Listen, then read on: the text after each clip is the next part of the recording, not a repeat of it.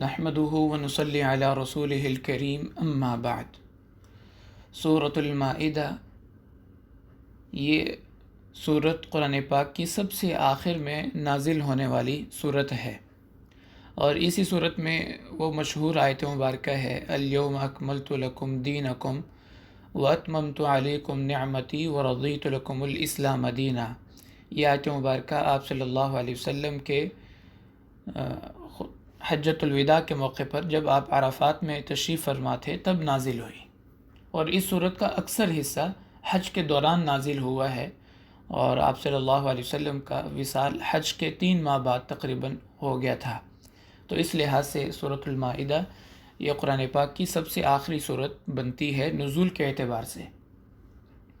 اور اس سورت کی ایک خاصیت یہ بھی ہے کہ اس میں سب سے زیادہ یا ایھا الذین آمنوا والا لفظ آپ کو ملے گا، سب سے زیادہ اسی صورت میں اللہ تعالیٰ نے یہ لفظ ذکر فرمایا ہے۔ تقریباً 16 آیات ہیں جو اس لفظ سے شروع ہوتی ہیں، یا ایھا الذین آمنوا سے شروع ہوتی ہیں۔ بلکہ دلچسپ بات تو یہ ہے کہ یہ صورت بھی اسی لفظ سے شروع ہوتی ہے، یا ایھا الذین آمنوا اوفوا بالعقود۔ اس صورت کی ابتدا بھی اللہ تعالیٰ نے یا ایھا الذین آمنوا سے فرمائی ہے۔ بسم اللہ الرحمن الرحیم، یا ایھا الذین آمنوا اوفوا بالعقود احلت لکم بہیمۃ الانعام إلا ما يتلى عليكم غير محل الصيد وأنتم حرم إن الله يحكم ما يريد۔ اے ایمان والو، اوفو بالعقود، کہ تم اپنے معاہدے اور وعدے پورے کیا کرو، کیونکہ اس کے بارے میں قیامت کے دن سوال کیا جائے گا۔ ان العہد کان مسئولا، قیامت کے دن ان کے بارے میں پوچھا جائے گا۔ وعدے اور معاہدے میں فرق یہ ہوتا ہے کہ وعدہ ایک طرف سے کیا جاتا ہے جبکہ معاہدہ دونوں طرف سے کیا جاتا ہے، لیکن اس آیت مبارکہ میں وعدہ اور معاہدہ دونوں شامل ہیں، دونوں کو پورا کرنے کا حکم دیا گیا ہے۔ یہاں ایک ضروری مسئلہ سمجھ لیں کہ وعدے کی خلاف ورزی یہ گناہ ہے، لیکن یہ تب گناہ شمار کیا جاتا ہے جب وعدہ کرتے وقت ہی نیت کے اندر کھوٹ ہو کہ میں نے اس کو پورا نہیں کرنا، بس ٹرخانے کے لیے وعدہ کر لیا کہ میں آپ کو یہ دوں گا یا میں آپ کی دعوت پہ آؤں گا، حالانکہ پہلے سے ہی نیت ہے نہ آنے کی۔ اگر وعدہ کر لیا لیکن کسی مجبوری کی وجہ سے نہیں آ سکے تب اس کو وعدہ خلافی نہیں کہا جائے گا اور نہ اس پہ گناہ ہوگا۔ اگر پہلے نیت تھی لیکن بعد میں کسی مجبوری کی وجہ سے، عذر کی وجہ سے نہیں آ سکے۔ اوفو بالعقود، یہ پہلا حکم ہے کہ اپنے معاہدوں کو اور وعدوں کو پورا کرو۔ اس کے بعد فرمایا احلت لکم بہیمۃ الانعام، اللہ نے تمہارے لیے وہ تمام چوپائے حلال رکھے ہیں جو مویشیوں میں آتے ہیں، خواہ وہ پالتو ہوں جیسے گائے، بکری، اونٹ، یا جنگلی ہوں جیسے ہرن، نیل گائے، زرافہ وغیرہ، یہ سب اللہ نے انسان کے لیے حلال رکھے ہیں۔ الا ما یتلی علیکم، سوائے ان چند جانوروں کے جن کا تذکرہ کیا جائے گا، یعنی جس کا اللہ تعالیٰ تذکرہ فرمائیں گے۔ تیسری آیت میں پھر اللہ تعالیٰ نے اس کو بیان فرمایا، حرمت علیکم المیتۃ والدم ولحم الخنزیر وما اہل لغیر اللہ بہ والمنخنقہ والموقوذہ والمتردیۃ والنطیحہ وما اکل السبع الا ما ذکیتم، کہ تم پر مردار جانور حرام ہے، خنزیر کا گوشت حرام ہے، غیر اللہ کے نام پر جس کو ذبح کیا گیا ہو وہ حرام ہے، والمنخنقہ، جس جانور کا گلا یا اس کا سانس دبایا گیا ہو اور اس وجہ سے اس کو موت آ جائے، گلا دبانے کی وجہ سے، وہ بھی حرام ہے، والموقوذہ، اسی طرح وہ جانور جو کسی کی ٹکر سے ہلاک ہو جائے، گاڑی کے ٹکرانے سے ہلاک ہو گیا تو وہ بھی حرام ہے، والمتردیہ، پہاڑ سے یا گھر کی چھت سے گر کے مر گیا، اس کو متردیہ کہا جاتا ہے، اور ون نطیحہ، نطیحہ وہ جانور جو کسی دوسرے جانور کے سینگ مارنے سے مرے، وما اکل السبع، اور جس کو کسی شکاری درندے نے کھایا ہو، پکڑا ہو، اس کا شکار کیا ہو، وہ بھی حرام ہے۔ الا ما زکیتم، ہاں اگر تم اس کو ذبح کر لو پھر جائز ہے، یعنی اس کی سانسیں ابھی باقی تھی، وہ مرا نہیں تھا، پہاڑ سے گرا لیکن ابھی مرا نہیں ہے، یا گاڑی کی ٹکر ہوئی لیکن وہ جانور ابھی مرا نہیں ہے، سانسیں اس کی باقی ہیں، تو کسی نے اس کو اگر ذبح کر لیا تو وہ جانور حلال ہو جائے گا۔ تو فرمایا الا ما یتلا علیکم، سوائے ان جانوروں کے جن کا تمہارے سامنے ابھی تذکرہ کیا جائے گا۔ غیر محل الصید، شرط یہ ہے غیر محل الصید وانتم حرم، کہ تم نے ان جانوروں کو احرام کی حالت میں شکار نہ کیا ہو۔ اگر احرام کی حالت میں شکار کیا ہوگا تو وہ جانور پھر کھانے کے کام نہیں آئے گا۔ ان اللہ یحکم ما یرید، اللہ جو چاہتا ہے فیصلہ کرتا ہے۔ اب ان حلال حرام جانوروں میں سے کسی کو چون چرا کرنے کی، ان حلال جانوروں کے یا حرام جانوروں کے بارے میں کسی انسان کو چون چرا کرنے کی ضرورت نہیں ہے، یہ اللہ کا فیصلہ ہے۔ اللہ نے اپنی مرضی سے ان باتوں کا انتخاب کیا ہے، ان جانوروں کا انتخاب کیا ہے۔ ویسے صاحب ہدایہ رحمۃ اللہ علیہ، جو فقہ کی بہت بڑی ایک کتاب ہے ہدایہ شریف، اس میں انہوں نے لکھا ہے کہ جو جانور حرام ہیں ان میں ضرور ایسی بری عادت آپ کو ملے گی جس سے انسان انسانیت سے نکل جاتا ہے، اس لیے اللہ نے ان کو حرام فرمایا ہے۔ اگر کوئی سانپ کھائے گا تو پھر ساری زندگی دوسروں کو ڈستا رہے گا۔ شیر، چیتا، بھیڑیا، یہ اگر کھائے گا تو ساری زندگی دوسروں کو چیڑ پھاڑ کرتا رہے گا۔ تو حرام جانور جو اللہ نے فرمائے ہیں، جن جانوروں کو حرام فرمایا اس کی بھی کوئی نہ کوئی وجہ ہے، اور جن کو حلال رکھا ہے ان کی بھی کوئی نہ کوئی وجہ ہے۔ بہرحال اللہ تعالیٰ نے بات مختصر کرتے ہوئے فرمایا ان اللہ یحکم ما یرید، اللہ جو چاہتے ہیں فیصلہ فرماتے ہیں، کسی کو اعتراض نہیں ہونا چاہیے۔ اور اس سے اگلی آیت مبارکہ بھی یا ایھا الذین آمنوا سے شروع ہوتی ہے۔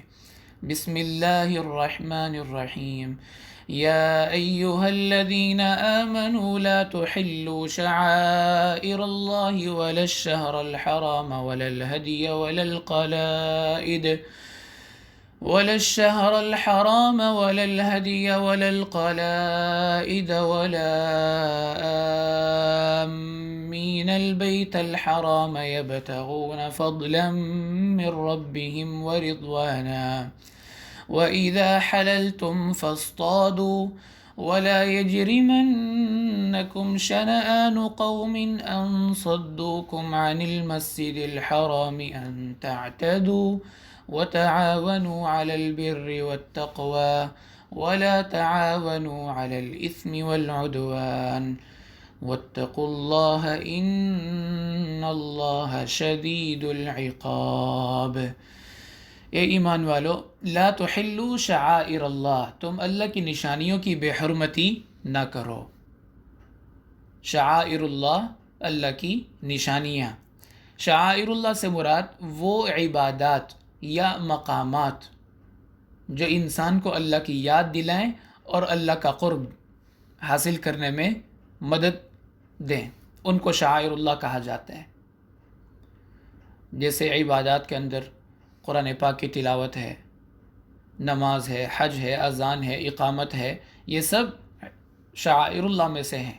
اسی طرح مقامات کے اندر بیت اللہ شریف ہے، مساجد ہیں، صفا مروہ ہے، عرفات، مینا، مزدلفہ، یہ سب مقامات شعائر اللہ ہیں۔ تو تم اللہ کی نشانیوں کی بے حرمتی نہ کرو، ان کی بے ادبی نہ کرو۔ ولا الشہر الحرام، اسی طرح حرمت والے مہینوں کی حرمت کو پامال نہ کرو، اس میں جنگ نہ کرو، اس میں گناہ نہ کرو۔ ولا الہدی ولا القلائد، اسی طرح ہدی کے جانور جن کو قربانی کے لیے حاجی اپنے ساتھ لے کر جاتے ہیں، ولا القلائد، یا وہ جانور جن کو حاجی نے قلادہ پہنایا ہوتا ہے، یہ نشانی ہوتی تھی کہ یہ حج کا جانور ہے، اس کی طرف تعرض نہ کرو، چھیڑ چھاڑی نہ کرو، کیونکہ پہلے زمانے میں قافلے لٹ جاتے تھے، جو جانور یا سامان ہوتا تھا ڈاکو لٹیرے وہ بھی ساتھ لے جاتے تھے، تو ان جانوروں کے اوپر قلادہ پہنا کے نشانی لگائی جاتی تھی کہ یہ حج کے جانور ہیں۔ تو زمانۂ جاہلیت میں ڈاکو پھر ان قافلوں کو، ان جانوروں کو نہیں لوٹتے تھے۔ اور آگے فرمایا وَلَا آمِّينَ الْبَيْتَ الْحَرَامِ، اور وہ لوگ جو بیت اللہ کی طرف سفر کر کے جا رہے ہوں، یبتغون فضلا من ربہم ورضوانا، اللہ کا فضل اور اس کی رضا پانے کے لیے، فرمایا ان کو بھی پریشان مت کرو۔ وَإِذَا حَلَلْتُمْ فَاصْطَادُوا، جب تم احرام سے نکل آؤ پھر شکار کرنے کی اجازت ہے، اور یہ استثناء اس سے ہے جو فرمایا غیر محل الصید وانتم حرم، احرام کی حالت میں تم نے شکار نہیں کرنا، جب احرام سے نکل جاؤ پھر شکار کر سکتے ہو۔ ولا یجرمنکم شنآن قوم ان صدوکم عن المسجد الحرام ان تعتدوا، کسی قوم سے تمہاری کوئی پرانی رنجش، یہ دشمنی کہ انہوں نے تمہیں مسجد الحرام میں آنے سے روکا تھا، یہ بات تمہیں اس پر آمادہ نہ کرے کہ اب تم بھی قدرت، غلبہ یا طاقت حاصل ہو جانے کے بعد ان پہ زیادتی کرو۔ اگر انہوں نے تمہیں مسجد الحرام سے روکا تھا، اب اس کے بدلے میں تم کوئی پرانی دشمنی کی وجہ سے اب تم ان کے ساتھ ظلم کرو، زیادتی کرو۔ پھر فرق کیا ہوا اچھوں اور بروں میں؟ شریعتوں میں برائی کے بدلے اچھائی کا حکم دیتی ہے، ادفع باللتی ہی احسن، اچھے انداز سے اللہ فرماتے ہیں برائی کا جواب دو۔ اور یاد رکھیں معاشرے سے برائی اچھائی ختم کرے گی، برائی کبھی بھی برائی سے دور نہیں ہوگی۔ کبھی آپ نے دیکھا کہ ناپاک کپڑا گندے پانی سے صاف ہو جائے؟ ایک ہی طریقہ ہے کہ صاف پانی ڈالیں، ساری گندگیاں، نجاستیں، ناپاکیاں زائل ہو جائیں گی۔ اسی طرح برائی کا جواب برائی سے اگر دیا جائے گا تو پھر معاشرے میں برائی پھیلے گی۔ برائی کو ختم کرنے کا ایک ہی طریقہ ہے کہ اس کا اچھائی سے جواب دیا جائے۔ وَلَا يَجْرِمَنَّكُمْ شَنَآنُ قَوْمٍ أَن صَدُّوكُمْ عَنِ الْمَسْجِدِ الْحَرَامِ، کہ انہوں نے تمہیں مسجد الحرام سے روکا تھا، اب اس بات کی وجہ سے تم ان پہ زیادتی نہ کرو۔ وَتَعَاوَنُوا عَلَى الْبِرِّ وَالتَّقْوَى، نیکی تقوی کے معاملے میں ایک دوسرے کے معاون بنو، دست و بازو بنو۔ وَلَا تَعَاوَنُوا عَلَى الْإِثْمِ وَالْعُدْوَانِ، کسی گناہ یا ظلم میں دوسرے کا ساتھ نہ دو، تم بھی مفت میں مارے جاؤ گے۔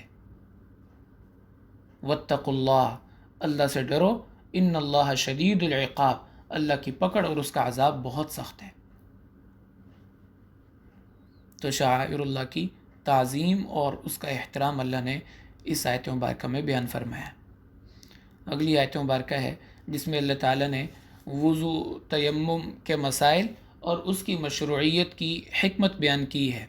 بسم اللہ الرحمن الرحیم، یا ایہا الذین آمنوا اذا قمتم الى الصلاة فاغسلوا وجوہکم وایدیکم الى المرافق وامسحوا برؤوسکم وارجلکم الى الكعبین وَإِن كُنتُمْ جُنُبًا فَاطَّهَّرُوا وَإِن كُنتُم مَّرْضَىٰ أَوْ عَلَىٰ سَفَرٍ أَوْ جَاءَ أَحَدٌ مِّنكُم مِّنَ الْغَائِطِ أَوْ لَامَسْتُمُ النِّسَاءَ فَلَمْ تَجِدُوا مَاءً فتيمموا صعيدا طيبا فامسحوا بوجوهكم وأيديكم منه ما يريد الله ليجعل عليكم من حرج ولكن يريد ليطهركم وليتم نعمته عليكم لعلكم تشكرون۔ اے ایمان والو، اذا قمتم الى الصلاة، جب تو نماز کے لیے چلو تو پہلے وضو کر لو۔ وضو کا طریقہ کیا ہے؟ فاغسلوا وجوہکم وایدیکم الی المرافق، اپنے چہروں کو دھو لو اور اپنے بازو کوہنیوں تک۔ وامسحوا برؤوسکم، تیسرا فرض سر کا مسح کرنا، سر کا مسح کرو۔ وارجلکم الی الکعبین، اور پاؤں کو ٹخنوں تک دھو۔ وَإِن كُنتُمْ جُنُبًا فَاطَّهَّرُوا، اور اگر جنابت لاحق ہو جائے پھر خوب پاکی حاصل کرو، یعنی پھر نہانے کا اللہ نے حکم دیا ہے، اب وضو سے کام نہیں چلے گا۔ فَاطَّهَّرُوا، ڈبل تشدید ہے، 2 دفعہ شدہ ہے، طا کے اوپر بھی اور ہا کے اوپر بھی، اور تشدید کی وجہ سے معنی کے اندر کثرت پیدا ہو جاتی ہے، مبالغہ پیدا ہو جاتا ہے، تو ڈبل تشدید اللہ نے یہاں پہ ذکر کی۔ کیا معنی؟ کہ دو کام آپ کو غسل میں زیادہ کرنے پڑتے ہیں، وضو کی بنسبت دو کام آپ کو زائد کرنے پڑتے ہیں۔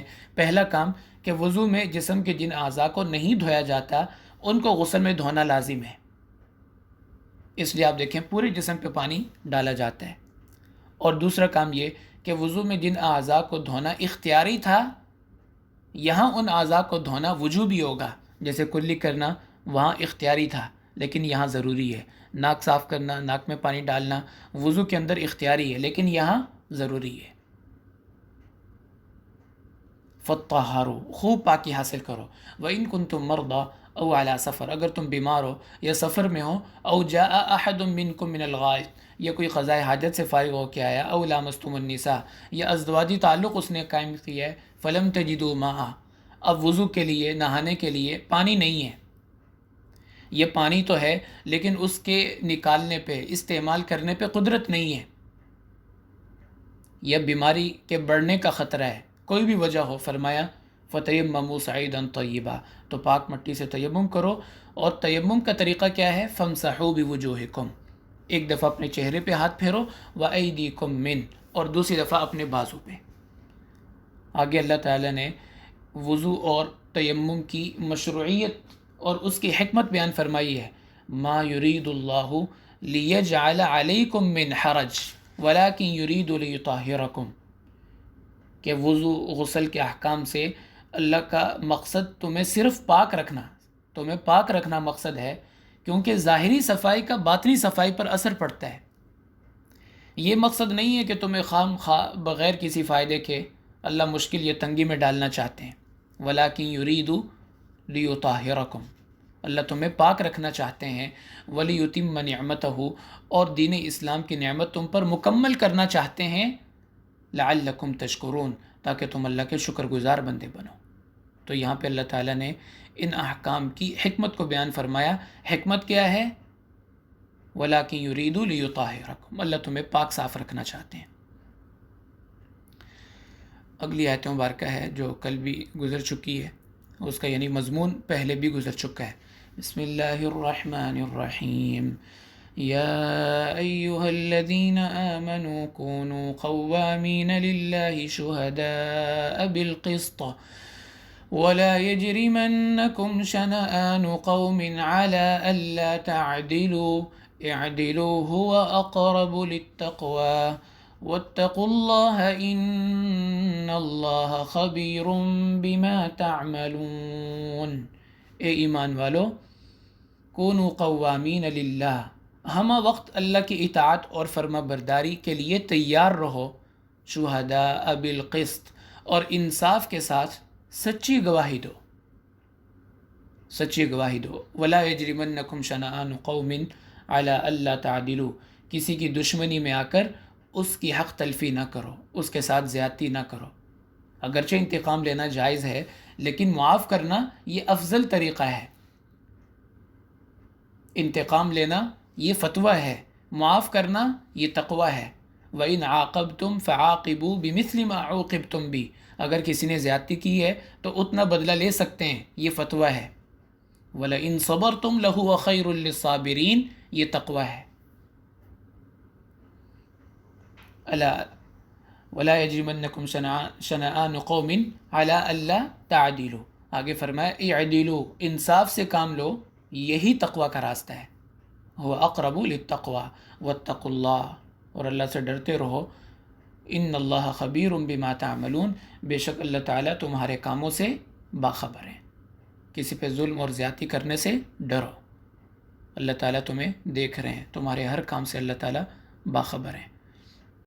اور ایک لفظ جو فرمایا نا شہداء بالقسط، اس کے بارے میں مفسرین نے لکھا ہے سچی گواہی دینی چاہیے، اس کا تعلق صرف عدالتی امور کے ساتھ نہیں ہے، ٹھیک ہے نا، بلکہ ڈاکٹر اگر کسی کو بیماری کا غلط سرٹیفکیٹ بنا کر دیتا ہے تو وہ بھی اس کی خلاف ورزی کر رہا ہے، کوئی کسی کو جعلی ڈگری دیتا ہے تو وہ بھی اس کی خلاف ورزی کر رہا ہے، جعلی لائسنس بنا کے دے دیا، ڈرائیونگ لائسنس کسی کو بنا کر دے دیا، حالانکہ گاڑی اس کو نہیں چلانی آتی، وہ بھی اس کی خلاف ورزی کر رہا ہے۔ کسی کو پاس بنا کے دے دیا، امتحانات میں کوئی نااہل کو پاس کر دیا، یہ بھی اس کی خلاف ورزی ہے۔